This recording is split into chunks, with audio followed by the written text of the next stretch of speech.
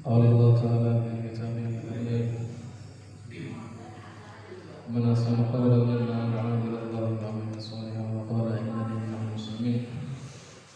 قال النبي صلى الله عليه وسلم ما استمع من في بيت من بيوت الله يتلون كتاب الله ويتدرسون بينهم إلا نزلت السكينة إلا نزلت الملائكة إلا نزلت السكينة وحفظهم الملائكة وغشيت الرحمة وما ذكر الله في من عنده.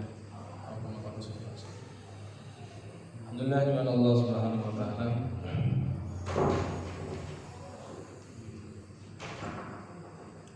Syukur lagi kepada Allah Subhanahu wa taala karena Allah Subhanahu wa taala masih memuliakan kita yaitu dengan duduk di majelisnya. Duduk di majelisnya Allah Subhanahu wa taala adalah suatu kemuliaan bagi seorang hamba. Dalam sebuah hadis dikatakan tidaklah sebuah kaum satu kumpulan manusia yang mereka berkumpul di masjidnya Allah Subhanahu wa taala. Salah satu masjidnya Allah Subhanahu wa taala, mereka membaca Al-Qur'an dan mempelajari Al-Qur'an, kecuali Allah Subhanahu wa taala akan berikan 4 kemuliaan.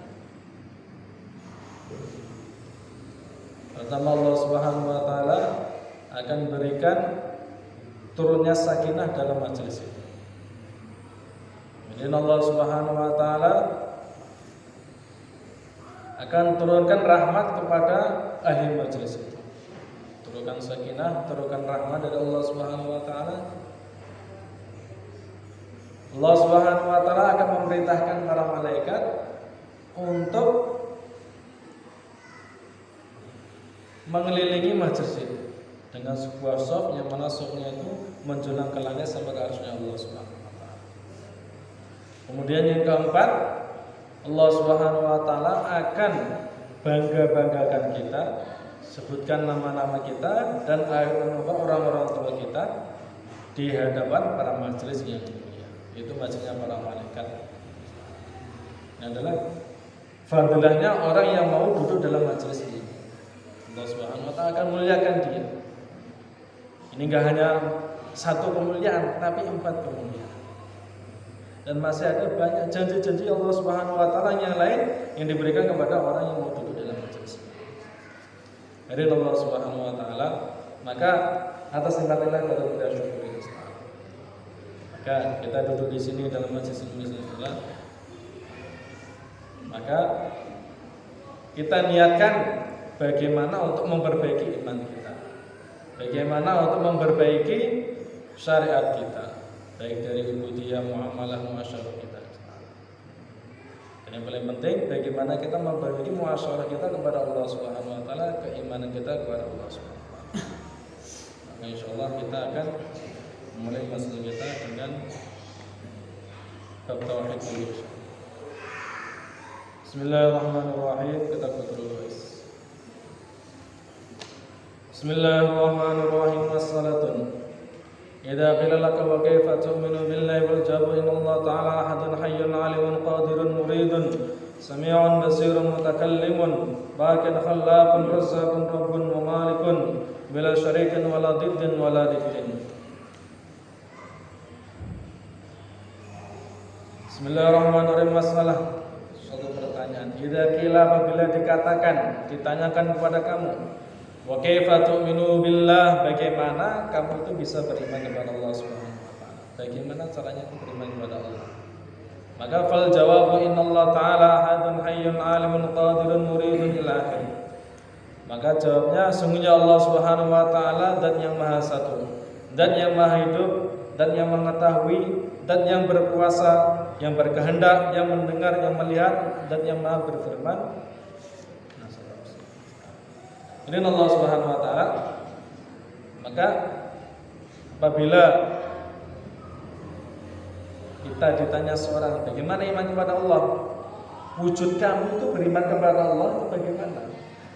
Maka wujud kita, bukti kita beriman kepada Allah Subhanahu wa taala, ya, saya katakan Allah Subhanahu wa taala adalah zat yang maha wujud, zat yang pasti ada, zat yang maha satu. Maha satu maksudnya ya satu fil af'al. Fil af'al maksudnya tidak ada kekuatan yang menyamai kekuatannya Allah Subhanahu wa taala. Ahadun fis sifat, bahwasanya tidak ada makhluk yang memiliki seperti sifatnya Allah. Allah Subhanahu wa taala punya sifat, contohnya Sami'un, dan yang maha mendengar. Dan kita ketahui seluruh makhluk itu bisa mendengar, tapi pendengarannya Allah Subhanahu wa taala, zat yang maha mendengarnya Allah Subhanahu wa taala itu sangat-sangat beda sekali dan dengan pendengarannya makhluk. Bagaimana kamu bisa beriman kepada Allah? Kan dia zat yang enggak ada, yang enggak nampak, bukan enggak ada, zat yang enggak nampak. Bagaimana kamu bisa beriman kepada perkara yang enggak nampak? Nah, biasanya kalau ditanya, sekarang kamu beriman kepada Allah. Allah itu tak nampak, enggak kelihatan. Kamu bisa beriman kepada Allah itu bagaimana? Maka jawab kita adalah, jawaban kita, sekarang saya tanya, kamu yakin bahwa diri kamu itu punya jantung? Kamu punya jantung, punya enggak? Punya. Dia jawab punya. Sekarang, apakah kamu pernah melihat jantung kamu bentuknya seperti apa, warnanya seperti apa? Ya enggak pernah. Loh, kamu kok yakin kamu punya jantung? Ya saya yakin saya punya jantung. Kata dokter seperti itu. Karena ilmu pengetahuannya seperti itu, semua manusia punya jantung. Begitu juga kita beriman kepada Allah Subhanahu wa taala, yaitu dengan Allah Subhanahu wa taala turunkan pada kita yaitu Al-Qur'an. Dengan melalui Al-Qur'an inilah, dengan sabda-sabda Rasulullah SAW dan para ulama, kita beriman kepada Allah Subhanahu wa taala. Walaupun perkara itu enggak nampak, tapi pasti ada. Karena setiap perkara yang enggak nampak belum tentu enggak ada. Belum tentu enggak ada. Kita tahu katanya Amerika itu ada. Amerika ada enggak? Ada. Kamu pernah ke Amerika? Enggak pernah. Melihat Amerika sendiri dengan mata langsung tanpa bantuan alat, enggak pernah. Kalau lihat dari TV, lihat dari HP ya pernah. Enggak, lihat langsung. Pernah enggak? Enggak pernah. Tapi kamu yakin kok Amerika itu ada? Ya kan katanya orang-orang katanya ini ada katanya. Itu juga kita beriman kepada Allah Subhanahu wa taala, yakin bahwasanya Allah Subhanahu wa taala itu ada karena kita mengikuti Al-Qur'an, mengikuti Al-Hadis, hujahnya para ulama Islam. Kemudian Allah Subhanahu wa taala, Allah taala ahadun, bahwasanya Allah Subhanahu wa taala zat yang maha satu. Satu fil af'al, satu dalam sifat. Maknanya dalam sifat itu apa? Bahwasanya Allah Subhanahu wa taala memiliki sifat yang sempurna. Sifat yang tinggi, yang mulia. Yang mana sifat ini tidak mungkin makhluknya punya sifat seperti sifatnya Allah. Nah. Kemudian Ahad, zat maha satu dalam zatnya Allah. Maksudnya apa? Tidak ada Tuhan selain Allah. Maka la ilaha illallah Muhammadur Rasulullah. La ilaha illallah Muhammadur Rasulullah, bahwasanya tidak ada Tuhan yang berhak disembah selain Allah. Maksudnya hanya Allah Subhanahu wa taala Tuhan yang ada. Ini Ahad dalam zat. Kemudian Allah Subhanahu wa taala, satunya Allah Subhanahu wa taala juga tidak tersusun. Kalau manusia, satu manusia tapi tersusun. Wujudan kumpulan dari darah, wujudan dari daging, dari kulit, dari tulang. Kemudian wujudlah menjadi satu orang. Kalau Allah Subhanahu wa taala suci dari itu semua. Bagaimana wujudnya? Wallahu a'lam. Nah, kita enggak tahu. Nah, nanti kita tatkala masuk surganya Allah Subhanahu wa taala, dan kita akan tahu sendiri bahwasanya Allah Subhanahu wa taala seperti apa. Karena salah satu nikmatnya orang penduduk surga, yaitu dalam waktu kira-kira yang mana dalam hitungan dunia itu dalam waktu 1 minggu, bahkan dalam hari Jumatnya, ini satu nikmat Allah Subhanahu berikan kepada penduduk surga, yaitu bisa langsung melihat langsung zatnya Allah Subhanahu wa taala. Bila kaitan wala tal. Ya, bagaimana Allah alam. Tapi Allah Subhanahu wa taala ada dan yang maha satu. Satunya ya tidak berubah. Wallahu a'lam. Tidak berubah cahaya ya enggak seperti itu. Hayyun dan yang maha hidup. Dan maha hidup. Bihayatin qadimatin qaimatin bidzati wa la biruhin.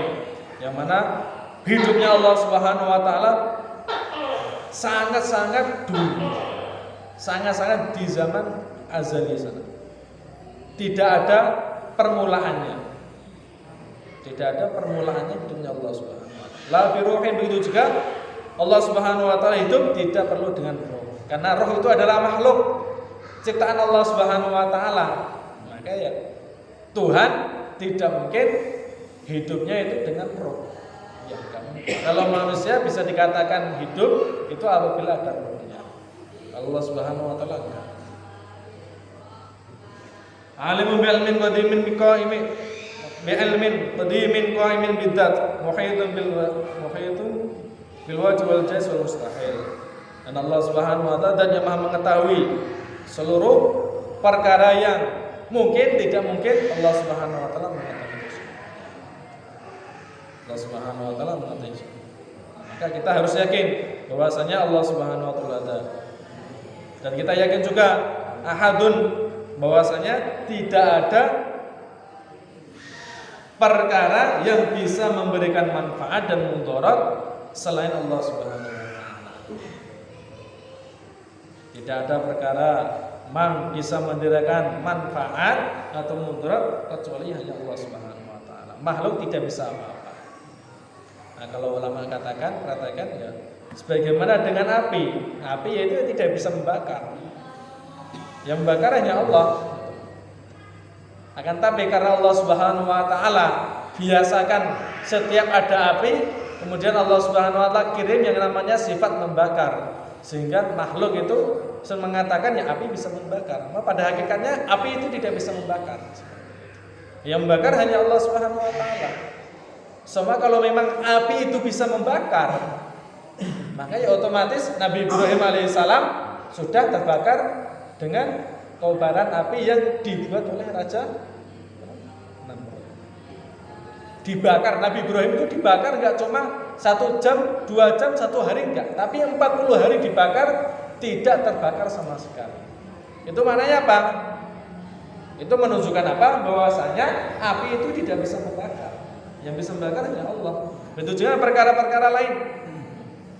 Yang perkara-perkara lain tidak bisa mendatangkan manfaat dan tidak bisa mendatangkan bahaya kecuali Allah Subhanahu wa taala.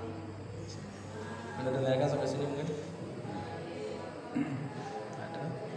Insyaallah kita lanjutkan masalah kita dengan berpikir. Bismillahirrahmanirrahim. Bab tayammum ta'rifu tayammum lughatan al-qasdu minhu qawlu syair. Tayammumkum lamma faqatu lanna wa man lam yatimma tayammum biturab. Syaran isul turabil wajib wal yadi min ayyi makan min yadin makhsus. Ahkamu tayammum arba'ah wajibun mubahun makruhun haramun. Bismillahirrahmanirrahim. Ya, malam ini kita akan membahas mengenai bab tayammum. Tayammum itu apa? Ya, tayammum itu ya mengusapkan debu ke wajah kita dan ke dua tangan kita. Ini sebagai pengganti wudu atau pengganti mandi. Tapi untuk pengganti mandi nanti ada pembahasan yang lain. Tapi ulama mengatakan ya tayammum itu tidak bisa menggantikan mandi. Ini tayammum. Ta'rifu tayammum lughatan al-qasdu. Pengertian artinya tayammum secara bahasa al-qasdu adalah menyengaja. Syar'an secara syariat, secara agama, tayammum itu apa? Iswalu turabi ilal wajhi wal yadaini. Yaitu apa? Memindahkan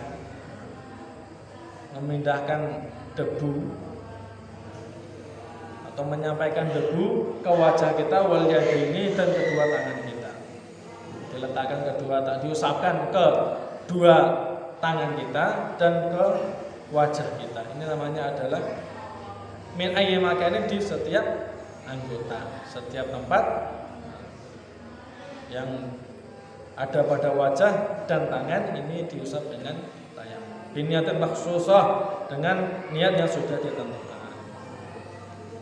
Yaitu tayamum. Saya niat tayamum untuk menggantikan wudu karena Allah Subhanahu wa taala. Ahkamu tayamum arba'ah.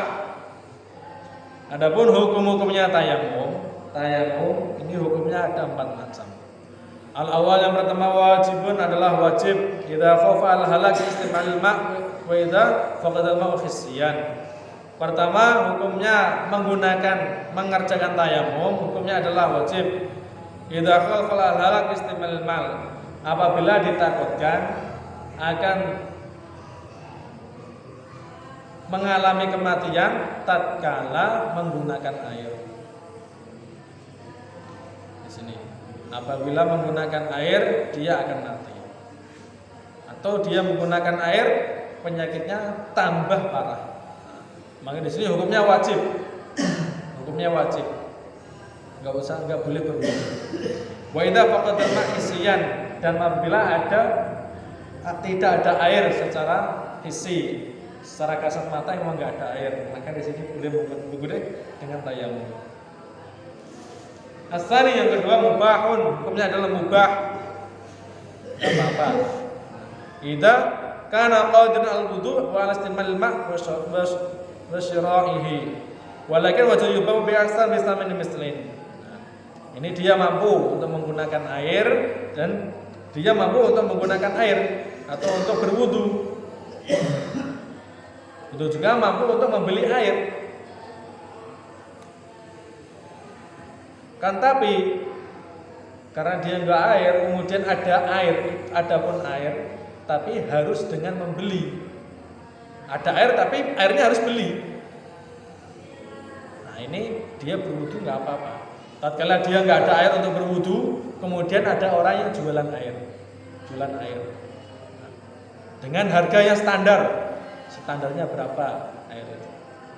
Di sini dia berwudu bisa, dalam arti dia nggak punya penyakit sehingga nggak punya penyakit yang dilarang oleh dokter untuk tidak menggunakan air. Dia nggak punya penyakit, dia sehat walafiat, mampu untuk berwudu. Kemudian ada uangnya juga ada. Ada uangnya juga ada. Dan ada yang jual air juga. Nah, di sini nanti dia hukumnya boleh saja. Dia boleh berwudu dan dia boleh untuk menggunakan tayamum. Apabila air yang gratis nggak ada, air yang gratis. Kalau airnya beli, ya nanti dia boleh tayamum, boleh wudu juga.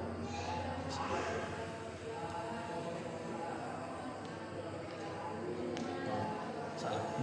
Walakin wajatu yubu bi kasrin min sama misli. Oh, salah. Mubah, dia mampu berwudu, dan dia mampu untuk menggunakan air, dan dia ada harga, ada duit. Dia mampu berwudu, mampu untuk berwudu, mampu untuk menggunakan air, bisa menggunakan air, dan ada duit, tetapi air nggak ada. Yang ada airnya itu harus beli. Tetapi harganya air itu lebih mahal daripada standarnya harga air. Standarnya harga air, seumpama satu aqua besar dihargai dengan kurang lebih 6.000 atau 7.000. Di sini harganya aqua segitu ternyata lebih mahal. Ya mungkin 10.000 ke atas, maka di sini dia boleh bertayamum. Kalau harganya standar, dia harus membeli air untuk berwudu secara umum. Tapi kalau harganya lebih mahal, maka di sini dia punya dua pilihan. Terserah mau wudu atau mau tayamum. Hukumnya boleh saja di sini. Wa kadzalika idza kana al-ma'u mafqudan awal waqti wa alima annahu aw ghaliba ala dhani wujudu fi akhir waqti. Begitu juga keadaan sekarang di awal sholat, contohnya awal sholat maghrib ini, awal sholat maghrib ini cari air sudah nggak ada.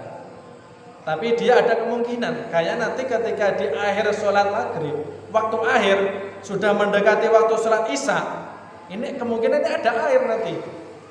Nah di sini dia boleh mengambil dua jalan, dia boleh tayamum dan dia boleh berwudu. Keyakinan, sangkaan dia dalam di akhir nanti tatkala sudah mendekati sholat isya sudah ada air. Nah ini nanti dia boleh menggunakan sini mubah boleh berwudu ataupun tayamum. Ini ada dua keadaan. Pertama, dia mampu untuk berwudu, mampu juga untuk menggunakan air untuk berwudu, menggunakan air. Kemudian juga ada duit, tapi airnya harus beli. Dan harga air itu lebih mahal daripada standar harga air. Atau yang kedua, nggak ada air sama sekali di awal waktu sholat, kemudian dia ada kemungkinan nanti di akhir sholat ini ada air. Kemungkinan di akhir waktu sholat ini ada air, maka di sini ada boleh dia bertayamum. Asalis yang ketiga makruhun, yaitu makruh untuk mengerjakan tayamum. Itu kepada ada tayamum, dia sudah tayamum, dia mengulangi tayamum lagi. Mengulangi tayamum itu hukumnya adalah makruh. Kenapa? Karena yang digunakan tayamum adalah debu. Debu nanti mengotori badan kita. Sini nggak boleh, hukumnya makruh. Ar-rabi yang keempat haramun nasihah, haram tapi sah-sah saja. Yaitu atayamum biturabin mansub, yaitu dengan tayamum dengan menggunakan debu yang dari gosokan, debunya orang lain, atau dia mengambil debu dari tanahnya milik orang lain tanpa ada izin, maka di sini hukumnya adalah haram. Wa tayyib yaqumu maqamal wudhu fil hadis al-asghar wa yaqumu kadzalik maqamal ghusli fi hadis akbar. Jadi tayamum ini bisa menggantikan wudu dan juga bisa menggantikan mandi. Tapi perbedaannya mandi nanti tetap harus diulangi. Contohnya perbedaan bisa menggantikan wudu. Ini waktu maghrib, ini nggak ada wudu, nggak ada air sama sekali. Dia sudah cari ke sana kemari, cari air ternyata nggak ada air, akhirnya dia berwudu, tayamum. Soal tayamum dia mengerjakan sholat maghrib 3 rakaat.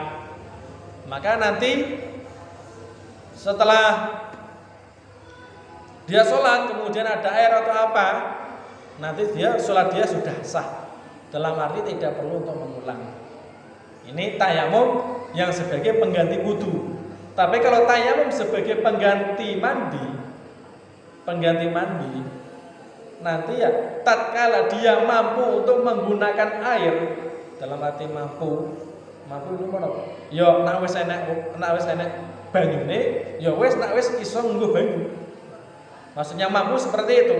Sudah ada airnya dan dia mampu untuk menggunakan air, maka dia harus mengontrol sholatnya. Contohnya, dia hadas besar ingin mandi, nggak kuat karena lagi keluar fisabilillah di tempat-tempat daerah yang dinginnya masya Allah, dinginnya berapa, sehingga dia nggak mampu untuk mandi, akhirnya dia tayamum saja. Ingin megang air itu nggak kuat. Standarnya kuat itu apa? Kalau dia megang air, dia pasti akan sakit. Nah, standarnya itu. Kalau dia pegang air, dia akan sakit. Maka di sini dalam keadaan ini, dia hadas besar dan hadas kecil. Dia tayamum, setelah itu dia mengerjakan sholat. Maka tatkala keadaan dia sudah normal, dalam arti dia sudah biasa menggunakan air, maka di sini dia harus mandi. Setelah mandi dia berwudu, kemudian mengontrol sholatnya dia kerjakan dengan tayamum itu. Perbedaannya itu.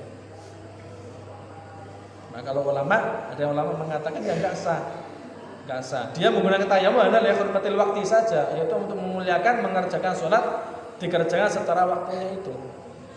Karena kewajiban sholat itu ada 2. Mengerjakan sholat pada waktunya. Pertama, wajib untuk mengerjakan sholat. Yang kedua, mengerjakan sholat pada waktunya. Dan kewajiban orang Islam itu ada dua mengenai sholat, yaitu dia harus mengerjakan sholat, kemudian dan sholat yang kedua, sholat itu dikerjakan pada waktunya.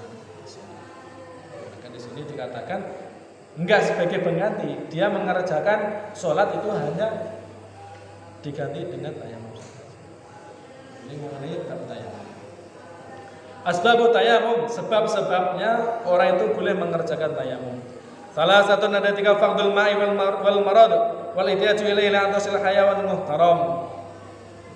Jadi orang itu boleh mengerjakan tayamum dalam arti dia tidak berwudu atau mandi.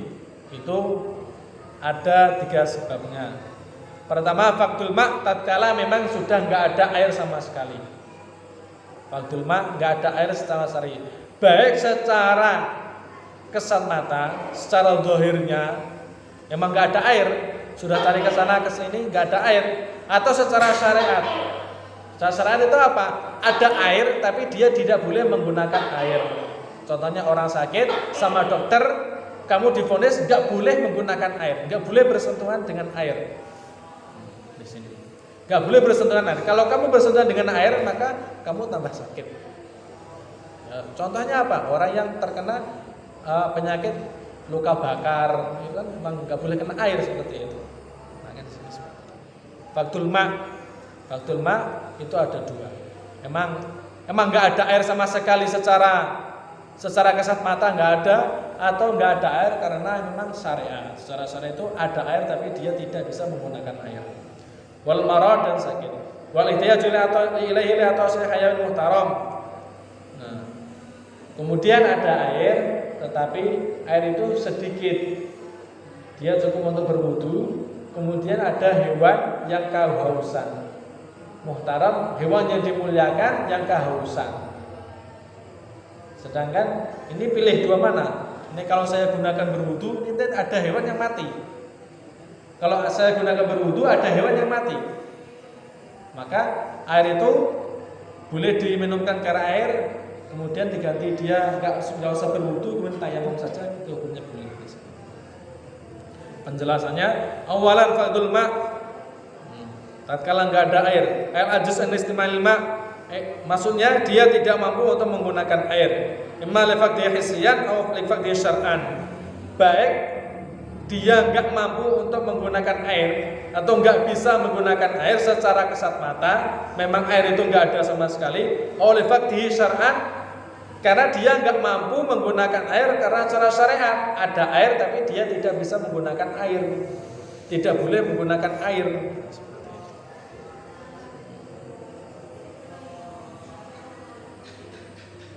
Al-awwal al-fardhu al-hissi bi'alla jital ma' bil kulliyah badal bahsi anhu. Maksudnya enggak ada air sama sekali itu apa? Dia sudah cari kesana kemari, memang sudah enggak ada air. Batasnya mencari air itu bagaimana?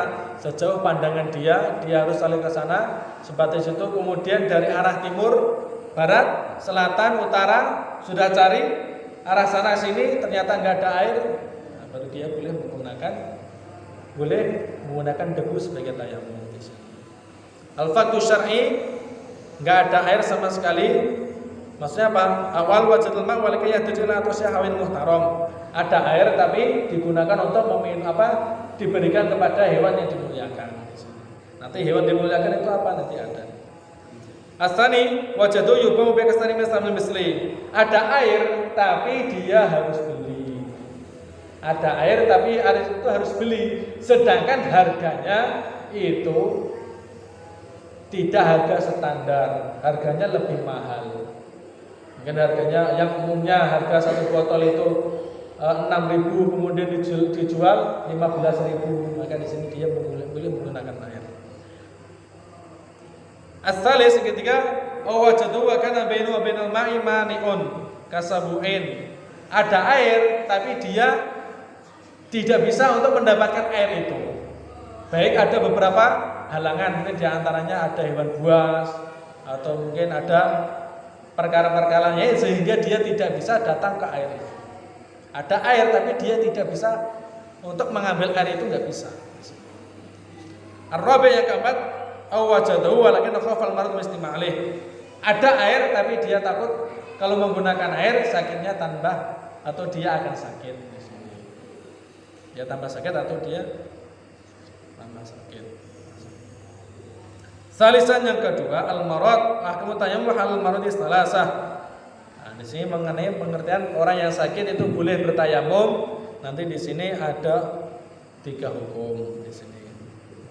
Al-awal yang pertama wajibun, hukumnya adalah wajib idza kana yakhaf wal halak mistimil ma'al. Pertama hukumnya adalah wajib menggunakan air. Itu kapan? Tatkala dia dalam keadaan sakit. Kalau dia menggunakan air, nanti dia akan mati. Atau kalau dia menggunakan air, penyakitnya akan tambah parah. Dalam keadaan dua ini, dia tidak boleh menggunakan air sama sekali. Dia hanya boleh untuk tayamum. Asal yang kedua mubahun. Hukumnya adalah mubah. Idza kana yaqul mahdhurat tayamum wa huwa ziyadatul marad aw budu syifa aw khudusu syai'in fa'isin fi udwin aw faqdul manfaati udwin di sini. Ini hukumnya mubah, yaitu tatkala apa? Tatkala dia menggunakan air nanti ditakutkan akan terjadi perkara-perkara lain. Dia akan sakit, kemudian kalau dia menggunakan air nanti dia sembuhnya akan semakin lama. Atau dia menggunakan air nanti dia akan cacat, atau dia menggunakan air nanti salah satu anggotanya tidak berfungsi lagi. Nah, di sini hukumnya adalah mubah. Asani yang ketiga haram idza maradu khafifan la yadurru istimal ma. Sakitnya hanya sakit ringan. Sakit ringan bagaimana? Kalau dokter katakan saya boleh menggunakan air, dok, boleh. Tapi dia nggak menggunakan air, maka di sini dia tidak boleh bertayamum. Tayamum yang boleh menggunakan boleh dikerjakan sebagai pengganti berwudu itu ya nanti ya tatkala orang itu sakit. Itu juga dengan jabiroh. Jabiroh itu apa? Salah satu anggota wudu itu ada luka. Contohnya tangan, muka, kemudian kaki. Kaki itu ya mata kaki ke bawah. Contohnya tangannya luka. Kemudian habis luka ini sama dokter dijahit, habis dijahit diperban. Nah di sini dia harus berwudu dan juga harus bertayamum setiap sekali untuk mengerjakan wudu. Namanya jabiroh. Tayamum di tayamum itu sebagai pengganti anggota yang tidak boleh terkena air. Yang namanya penyakit luka yang sampai diperban oleh dokter, itu otomatis kan sudah nggak boleh terkena air. Maka tayamum ini sebagai penggantinya anggota itu yang nggak terkena air. Setelah dia tayamum kemudian berwudu seperti biasa. Ya kalau tangan kanan normal, tangan kanan basuh, tangan kiri yang sekiranya yang nggak sakit, yang boleh kena air dibasuh dengan air.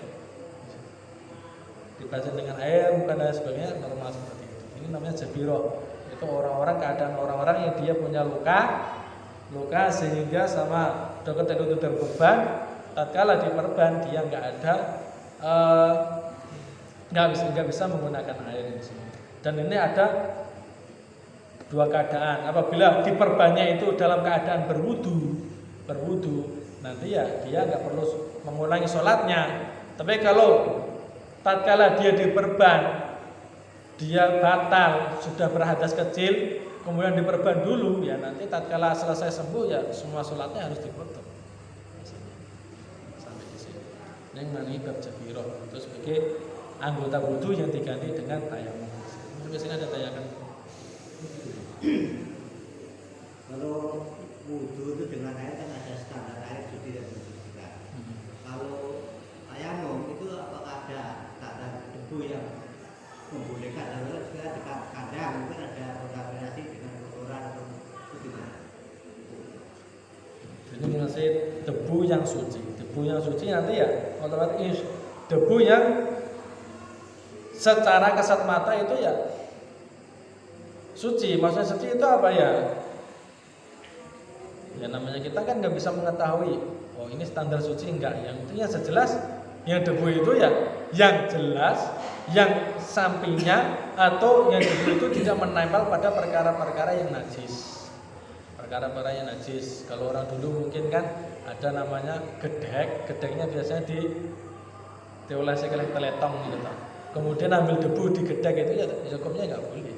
Karena apa? Karena ada kemungkinan debu itu sudah bercampur dengan najis yang menempel dengan gedek itu. Nah, seperti itu. Kalau Imam Syafi'i kan memang kotoran hewan walaupun boleh dimakan kan hukumnya najis. Beda dengan Maliki. Kalau hukumnya Maliki ya enggak najis. Standar itu.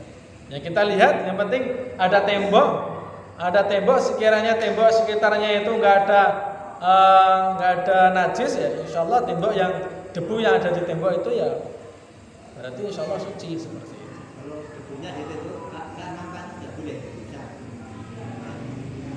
Kalau debunya bersih.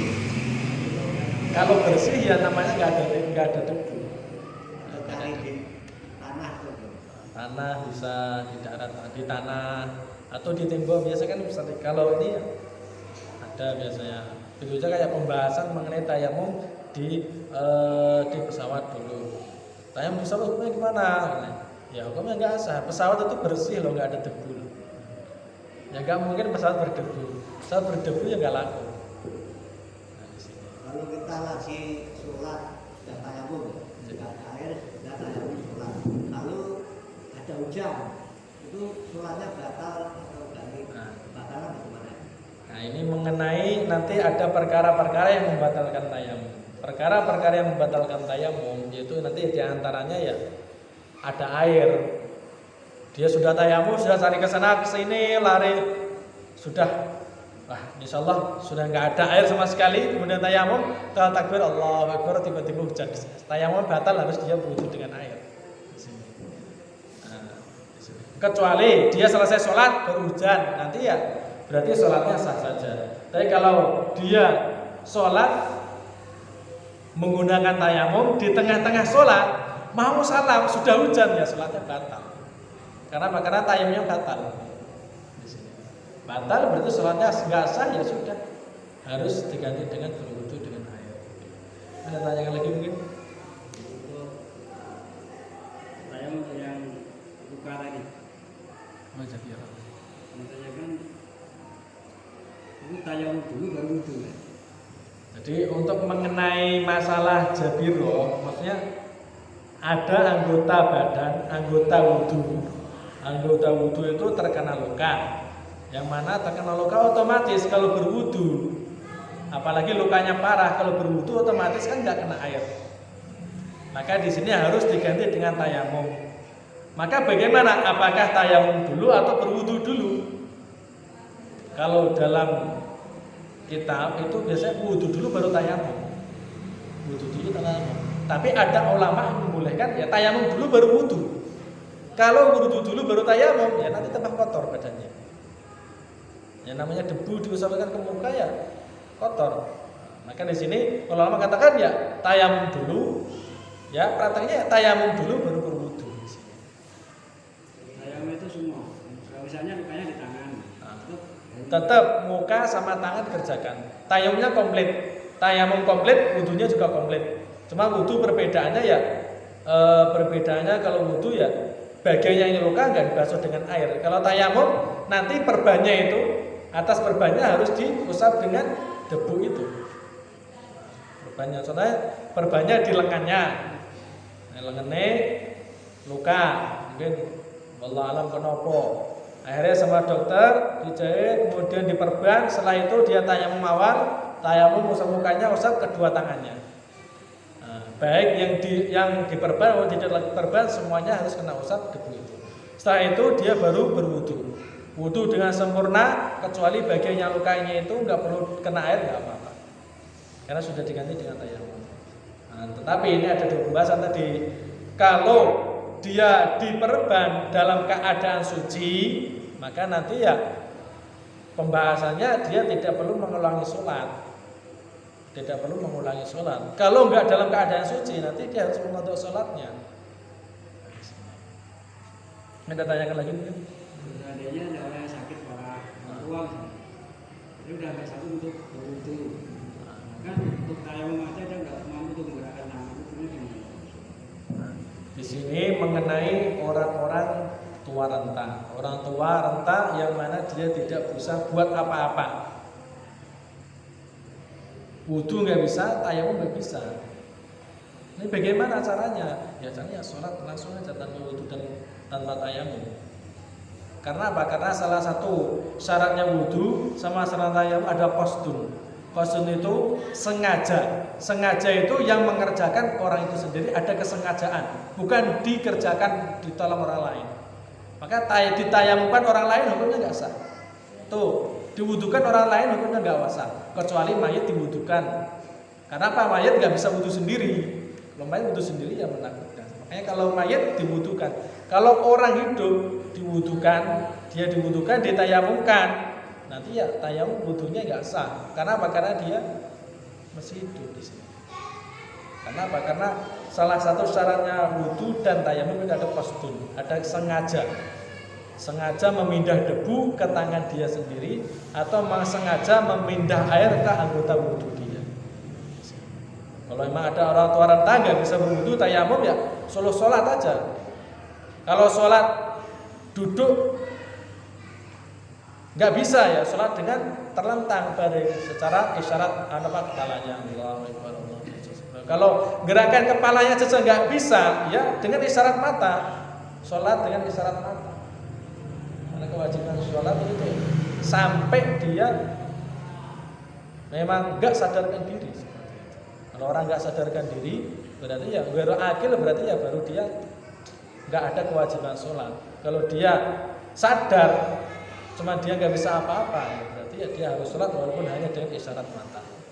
Kita tanya lagi mengenai tayamum pakai tanah orang lain tapi kan haram dan apa termasuk sholatnya juga apa? Dengan tayamumnya sah, tayamum sah, tapi perbuatannya haram.